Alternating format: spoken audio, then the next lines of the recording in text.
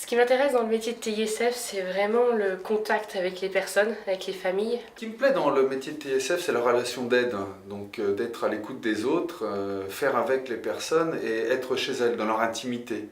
Être très attentif à cette notion de respect des personnes dans leur intimité. Les techniciens de l'intervention sociale et familiale travaillent auprès des familles.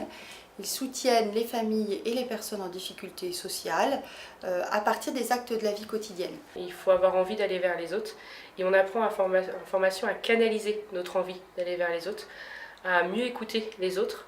On apprend aussi à respecter les choix, à réfléchir aux choix de chacun sans les juger. Après, en fait, la question qui venait, c'est quel est l'objectif de l'intervention ?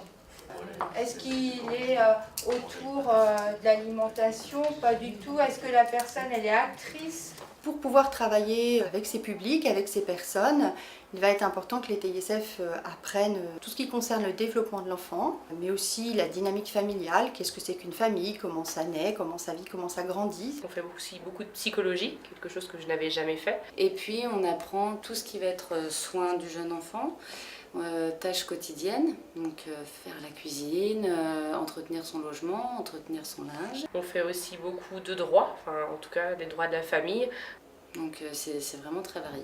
Ces connaissances théoriques, elles vont être acquises pendant les temps de formation, et puis les stagiaires vont ensuite retourner ou aller sur les terrains de stage. Les stages sont entrecoupés, c'est-à-dire qu'on va à un moment donné sur le terrain, on revient en cours, puis on retourne sur le terrain. Ça permet aussi d'échanger avec nos collègues en formation, avec les formateurs sur ce qui peut se passer sur le terrain, et ça c'est un véritable plus. Bonjour Claire. Bonjour. Nos formateurs référents sont formidables parce qu'ils sont à notre écoute de vive voix, par mail, par téléphone. Même en stage, on peut faire appel à eux et des entretiens sont réalisés en cours d'année, mais on peut les voir en dehors en cas de problème. Et puis il y a des formateurs qu'on voit vraiment sur les 2 ans. Là, il y a des liens qui se nouent au fil du temps, comme des gens qu'on voit tous les jours au travail. J'apprécie énormément les intervenants qui sont là. C'est vraiment des gens qui sont sur le terrain. Donc les apports en fait, de ces personnes, c'est un plus. Ils le vivent et ils nous le font vivre. En fait, ça regroupe tout l'affectif. Créer des liens, c'est là.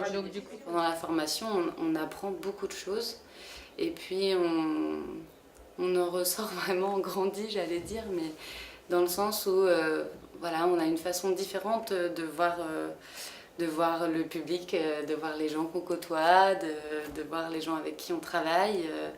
Et puis on a une posture professionnelle différente, en tout cas dans mon cas, vraiment, j'ai vraiment senti cette évolution-là.